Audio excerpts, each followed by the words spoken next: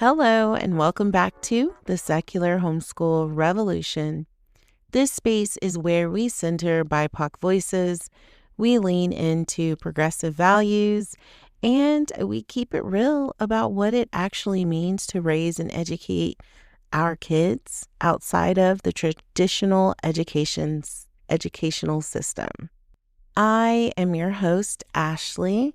I'm a homeschooling mama of three, a community organizer, and I am very passionate about advocating for inclusive, secular education because I wholeheartedly believe that that type of education makes space for all of us. Today, we are going to dive into a question that I hear frequently. I see it in, different discussion groups. Is homeschooling affordable? So the quick answer is sometimes, and the real answer is it depends. It depends on your values, your time, your access, your resources, and your support system. So let's unpack that and have absolutely zero Pinterest perfect pressure and get away from like this idea, and I've talked about it several times, of having this like perfectly aesthetic looking homeschooling experience.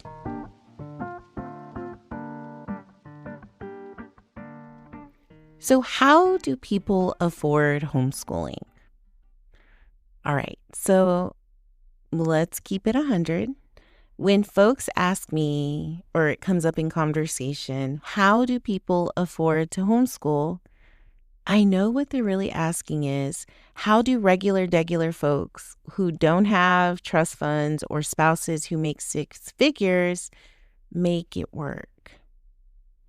And because we're not all living in that stay-at-home farmhouse table matching curriculum lifestyle, some of us are homeschooling while we're on Social Security, or we're in between jobs, or we're single parenting, and we're single parenting working two jobs, or we're straight up hustling to keep the lights on. So let's talk strategy and not fantasy. So here how I've seen real families make it work, and myself included. You going to use curriculum swaps and buy nothing groups. Because somebody's kid outgrew a $200 math program and they don't want to list it or be responsible for shipping it.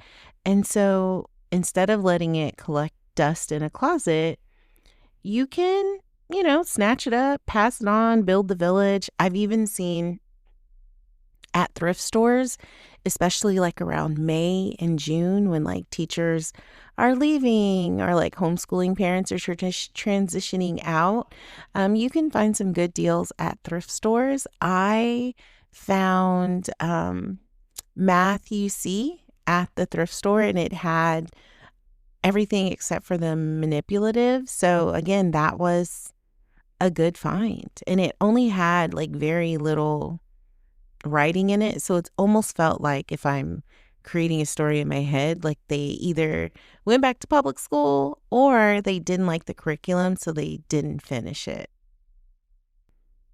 Another thing you can try is looking for free online resources.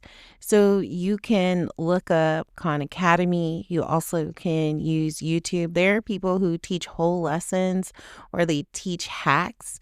So a cool way that you could use it is looking up your state standards. I'm in Texas. I don't recommend the Texas TEKS, but if you live in a state that has a higher ranking in our state's education system, use your state standards, and then you can go in and find the lessons on YouTube. You also can use Libby and Hoopla, and the library is a freaking gold mine. And if you don't have Wi-Fi or it's temporarily turned off, go use the free Wi-Fi at the library. I know at our local bibliotecas, They rent out Wi-Fi devices, so that's an option to check your local area.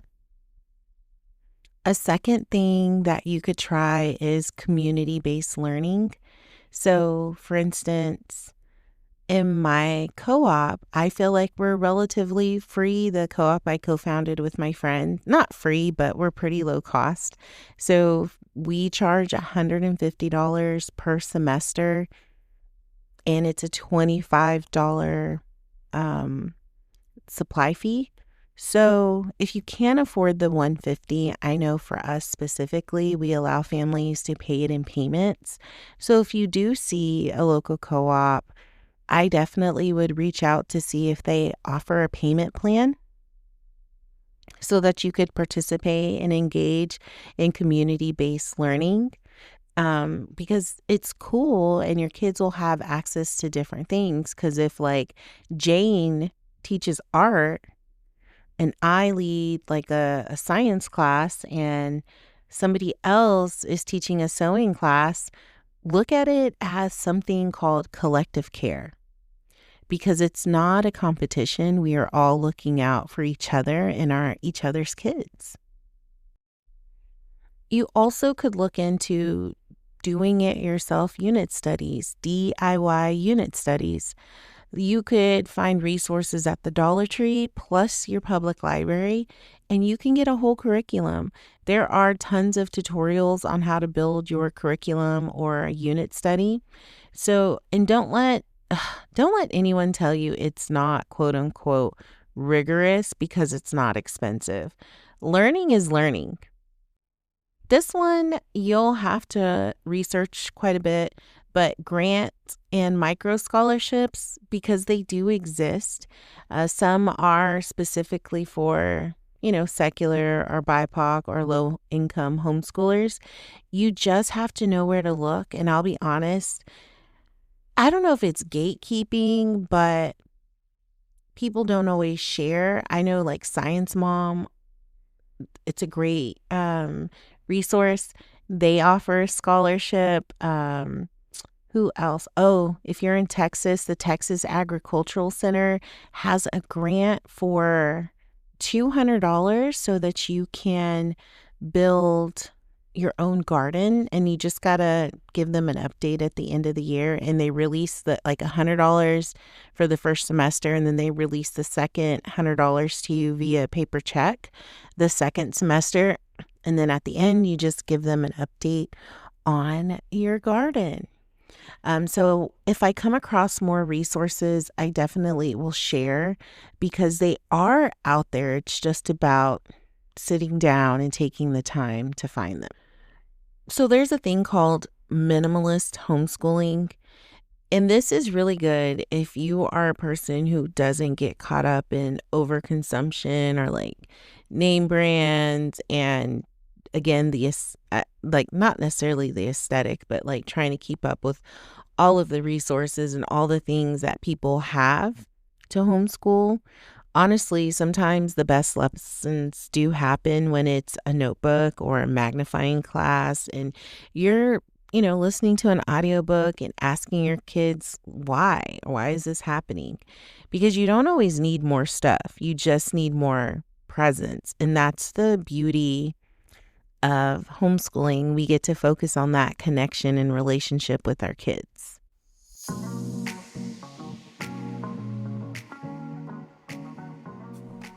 Look, we also need to talk about time poverty for a second because people love to hit you with this, just DIY it. And they're giving you this energy like it's some universal solution. Look, it's like saying everybody has the same 24 hours. Babe, we do not. Because some of us have to wake up at 6 a.m., right? Some of us have to get kids fed and our day started. And some of us have to homeschool and do a remote job or throw dinner together and we got to run errands, or we have to get some extra income and DoorDash till midnight just to make the math. And if you really think we've got time to create and handcraft and do Pinterest ready unit studies with theme snacks and coordinating flashcards. Be effing for real. Please be for real. Because the truth is, not everyone has the same bandwidth to be their kids' teacher, principal, curriculum designer, emotional support human, and breadwinner at the same time. Not everyone has a spouse who can handle the finances while they stay home and homeschool full time. And not everyone has the luxury of having slow mornings or nature journaling or tea time learning. Some of us are out here making it happen in the cracks of our day, like with love and grit and $1 notebooks from the clearance bin. So that's why I say it and I feel it very loudly and very clearly. Community matters more than curriculum. Support is more than structure. You shouldn't have to do it alone, and you can't do it all. And guess what? You shouldn't have to.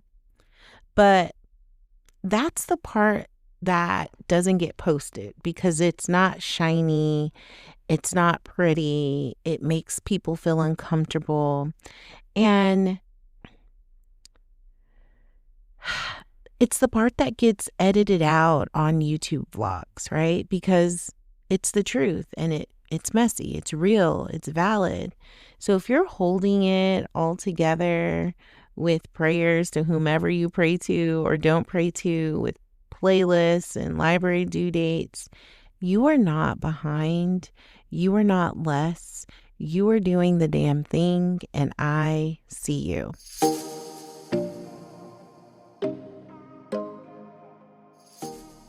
Now listen, let's talk about privilege and equity, because homeschooling isn't just a lifestyle choice.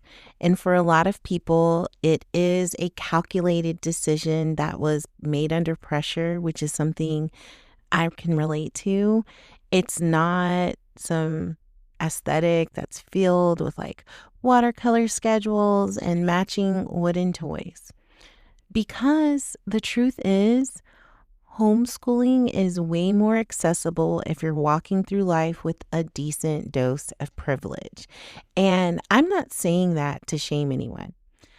I'm saying it so we can tell the whole truth. Because privilege shows up in a lot of different ways.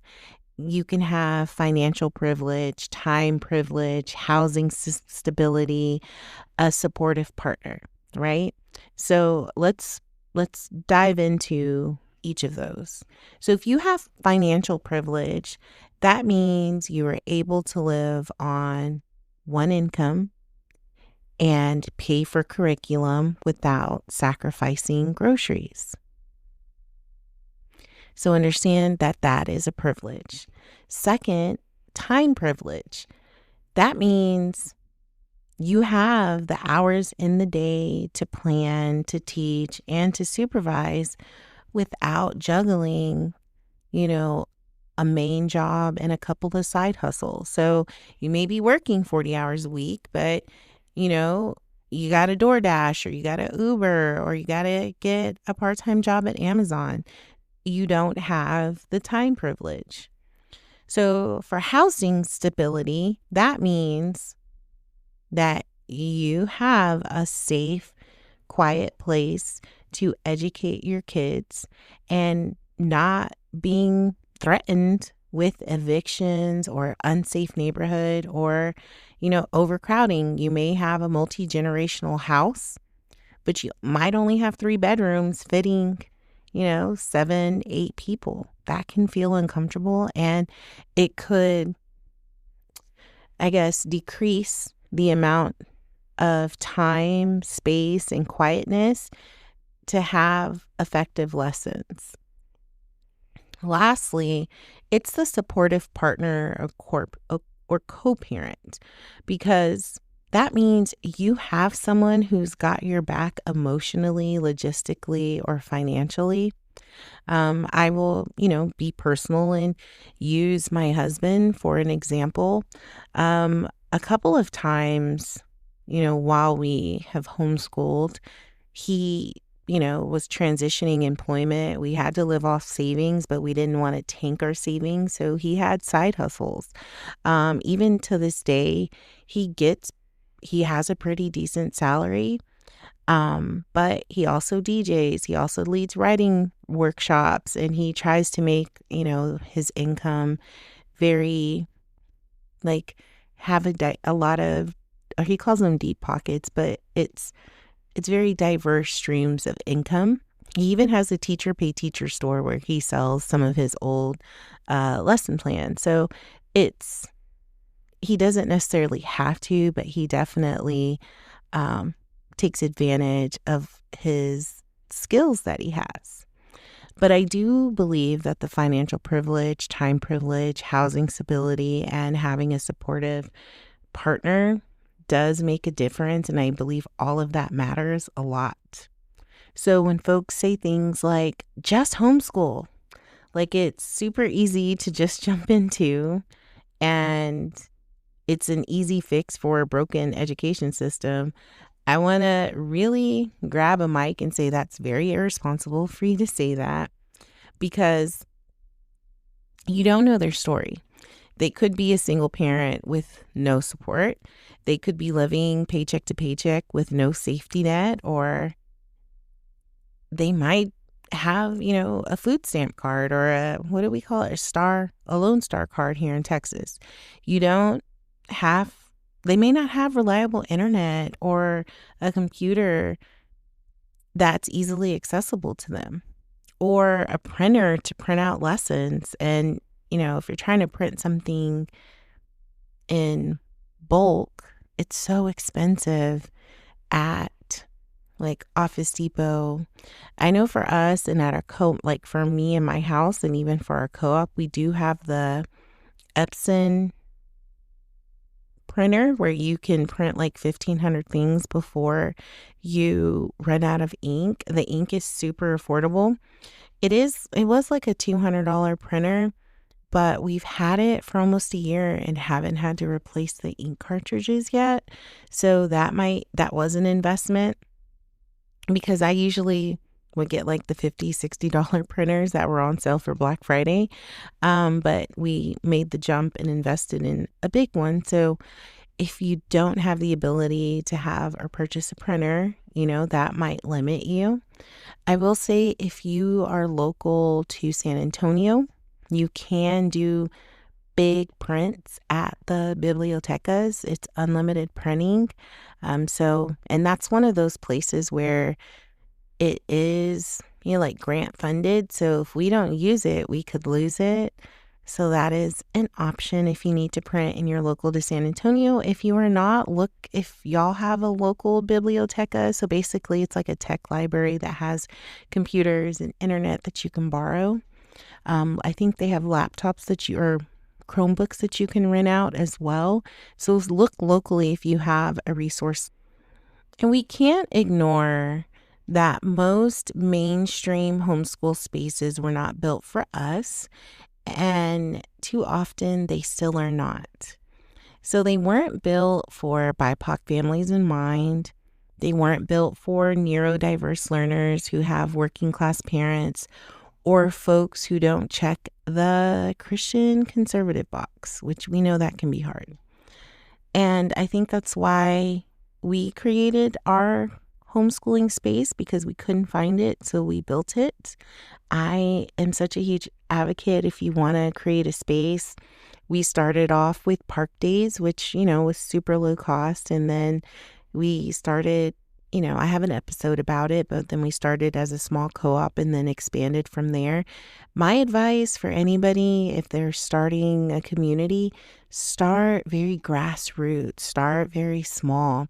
That way you can try to make it accessible to everyone who's trying to be a part of your community, and it's just low pressure from the jump. And then as you grow and go and you build relationships, then you are able to see how the community can help support everybody in it.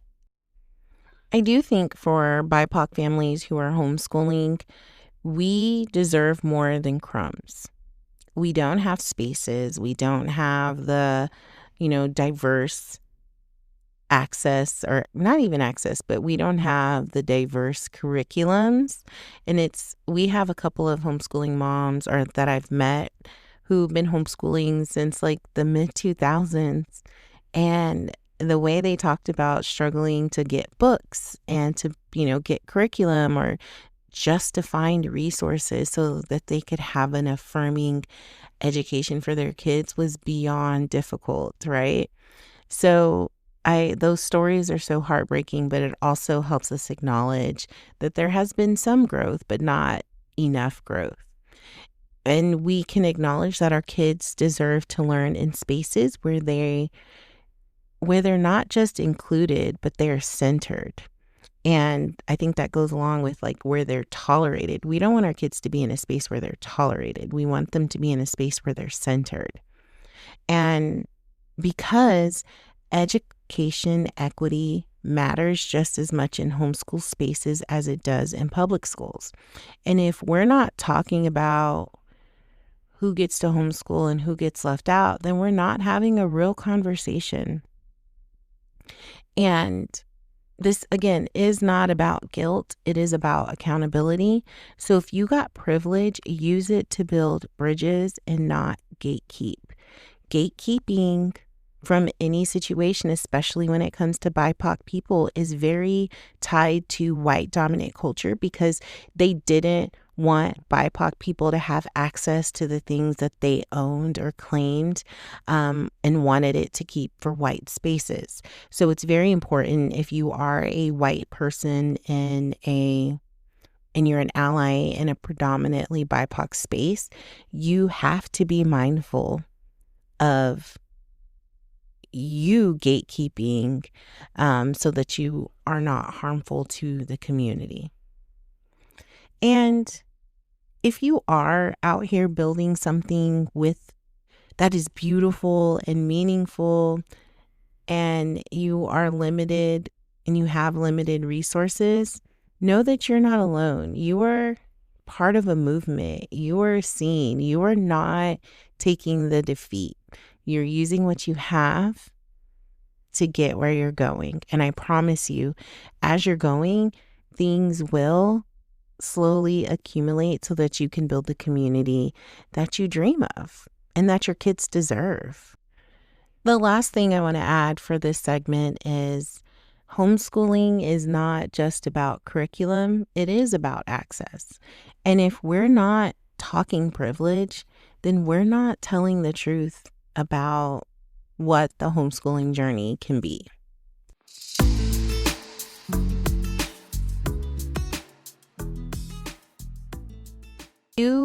I do want to address the people who do have some privilege in their homeschooling journey. So if you have the ability to homeschool because you have one income covering the bills, a partner who's picking up slack, a support system that lets you rest, or the kind of safety where you can walk into any space and feel welcomed. So being Black, being in the queer community, you being in any marginalized people, right? Because a lot of homeschooling spaces are very white dominated and very Christian centered. And so if you're other, you aren't welcomed in that space. So understand, if you can go into those spaces, you've got privilege. That's not a bad word. It is not an insult, but it is a reality.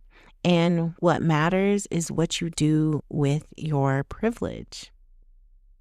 Because here's the thing, a lot of families who want to homeschool simply cannot. And it's not because they're lazy, not because they're not committed, but because they're juggling so much. And it's really none of our business, right?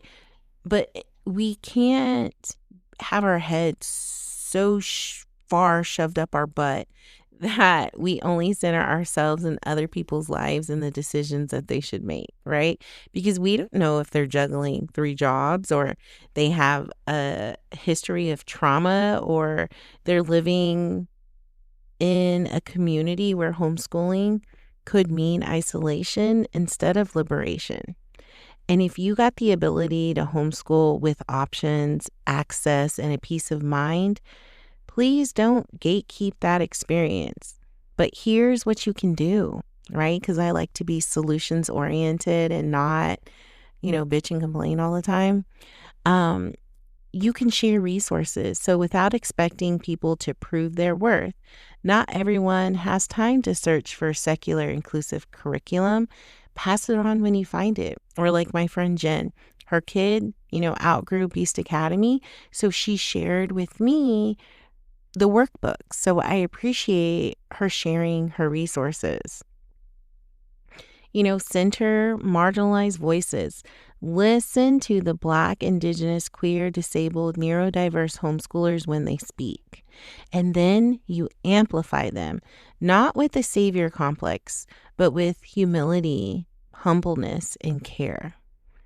Speak up when you're in mainstream groups, when you see racism or elitism or ableism or religious gatekeeping, don't just whisper to your like-minded friend, oh my gosh, did you see it? No, say something, because your voice carries weight, because you have privilege in that space. Now use it to be the true ally you said you are. You also can donate to mutual aid for homeschoolers, support co-ops that are equity driven, and be mindful of how pricing and access show up in spaces you join and lead. So again, I like to use our space because we are equity driven in our homeschooling community. We do try to find low-cost free field trips as much as possible. We even ask anytime we have to collect money for a field trip, we ask for donations at the end of our Google form, right? Or it's not on our Google form, on our Wix form from our website. And so when people give donations, we use that to cover another family who would have liked to go to the adventure or the field trip. We're like, hey, how much can you come up with? We can meet you halfway. So we do try to be mindful of the people in our community. But the reason why we are is we do truly emphasize the benefits of being in a community. So that is something you probably could put in practice in your own space, or if you're planning to build a space, that's something you could do as well. I think the biggest thing, if you're in a space with all of your privilege, listen more than you speak. Because if your homeschool journey has been smooth, safe, and supported, you have insight, but not the whole picture. You don't have to apologize for having privilege, but you do have a responsibility to make the path easier for those who don't. And that is what solidarity looks like. That's what community care requires. That is what mutual aid is. And if we're truly about revolutionizing education, then we can't just build a better system for our kids. We have to build one where everyone's kid can thrive.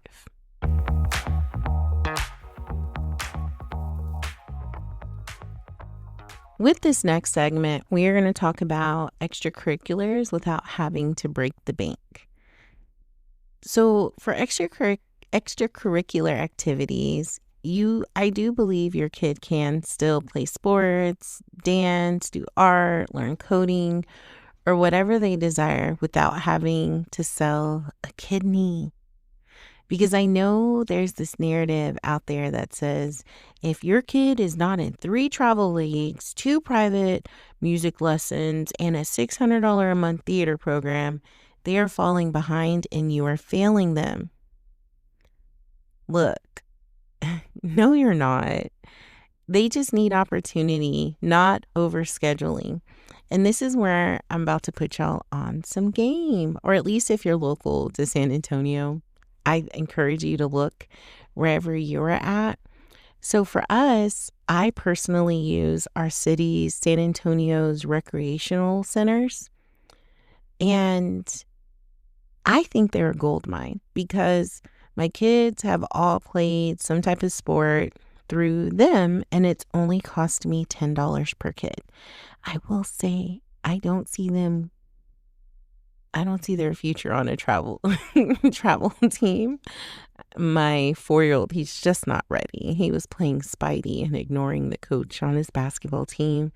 For soccer, he didn't play. He just had everyone play tag.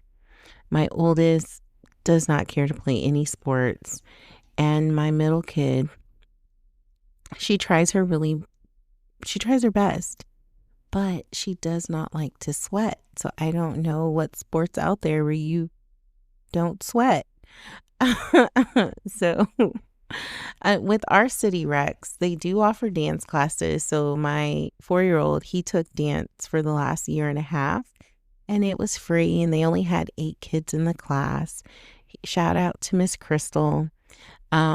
They also offered karate at certain rec centers, art classes. So my middle kid has a business where she sells polymer clay earrings, and she actually picked up her love for it at one of the rec centers where they were teaching polymer clay jewelry.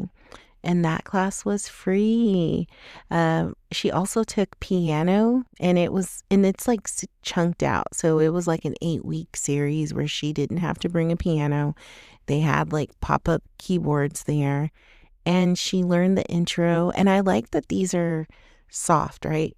And they're low cost or they're free, because I don't want to spend a whole lot of money and they're not even interested in it. So at least we can figure out what their interest is. Oh, and she also took ballet folklorico. I took ballet folklorico for like 4 years as a kid. I loved it. I wanted her to love it as much as I loved it. And I was projecting, and she rejected.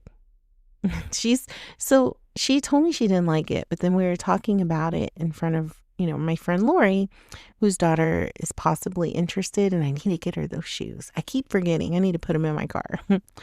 And then all of a sudden, Kari was like, I did like it. What are you talking about? So I think I might have caught her in a mood. Oh, and they also took swimming lessons. So there was we have an indoor pool in the city. And they took swim lessons again for like 8 weeks. It was, they need to learn. They learned some techniques. We definitely have to revisit it. But I will say the instructors were really good and very patient. And I love that they were very community minded. A lot of times in these rec centers, the people who work there are from the community. And I think that's beautiful. So again, nothing I paid for or I use for my resources were not country club fees. I didn't pay $400 for cleats. I probably got them, at Walmart or found some at the thrift store, but they did get to experience joy, and they sweated despite my 8-year-old not liking to sweat, and they grew. They learned some new skills, and it pushed them a little bit outside of their comfort zone. And the rec centers want our kids there. They are literally built to serve the community.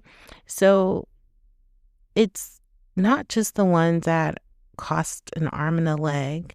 You can use your city resources. So if you're thinking that you cannot afford extracurriculars while homeschooling, think again. I will give you some homework. Look at your city's park and rec website. You can Google, or I know for us, like we've signed up for free coding classes before because it was advertised in our local homeschooling Facebook group. You can look for, we've done coding. There was like an aerial gymnastics that was advertised. There was like nature hikes and walks that were advertised as well. So really dig deep to see if you can find free, affordable opportunities for your kids. And when they're free or low cost, you do have to like bookmark the registration day in your calendar like it is Beyonce's ticket drop, because spots usually go quick. And if you bookmark it on your calendar, then you can get your baby signed up for whatever extracurricular activity that they're offering. Oh yeah, that's what I was going to say. Also, don't sleep on public libraries, museums, and cultural centers. We take field trips to our, Carver Cultural Center. It's a historically Black theater, and they have free matinees. Museums are usually free on certain days. Like if we go with our homeschooling co-op, because we're a nonprofit, we always get in free. Public libraries have programming. I know, to the ones, again, that are associated with San Antonio, they have tween days, teen days, book club days, Lego days, story time. So they have a lot going on, and a lot of times it's free or low cost workshops. And I feel like they're way more diverse because they're community rooted and welcoming, and more welcoming than the pricey places that are across town. So yes, your homeschooler can be social, athletic, creative, and well-rounded on a real budget. You just have to, roll up your sleeves and know where to look. And hopefully I've given you some ideas.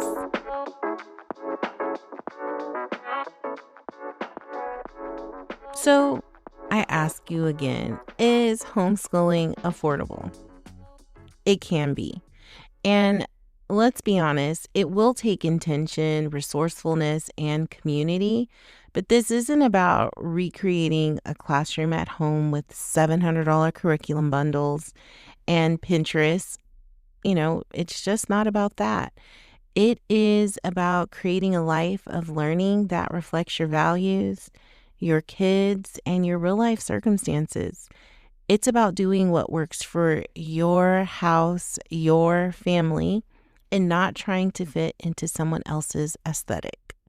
Because your homeschool doesn't need to look like anyone else's. It just needs to serve your kid, your family, and your rhythm. And if you're out here trying to piece it together on a tight budget, and you're working nights, and you're caring for little ones, and you're recovering from educational trauma, you're not alone, because that's a lot. There's nothing wrong with you. You're not underprepared. You're not less than because your supplies came from the Dollar Tree instead of Lakeshore, which is highly overpriced. You don't need to be perfect. You just need to be present and intentional. So reach out, find your people, look on Facebook Marketplace, look in the thrift stores, ask in the community, hey, if you're on social media, hey, does anybody by chance, if they're giving away free books, please let me know. Build your library, join one of those Facebook groups that are pay nothing. Usually people will give away books pretty frequently. Do what you can to make it work for your family, and don't worry about the outside noise. And if you're out here navigating the financial side of homeschooling and you need community, you know that we're here. You can follow me on Instagram at Secular Homeschool Revolution. You can subscribe to this podcast. You can share it. Until next time, stay bold, stay rooted, and remember, you get to build an education that honors your kids, your culture, and your capacity. And that's the revolution. So until next time, I think I am going to do this series of just intro homeschooling, what I would do, what I would change. Is homeschooling affordable? Because people are getting ready for their fall semester or their fall season of homeschooling. Thank you for listening to the Secular Homeschool Revolution, and I will see you next week.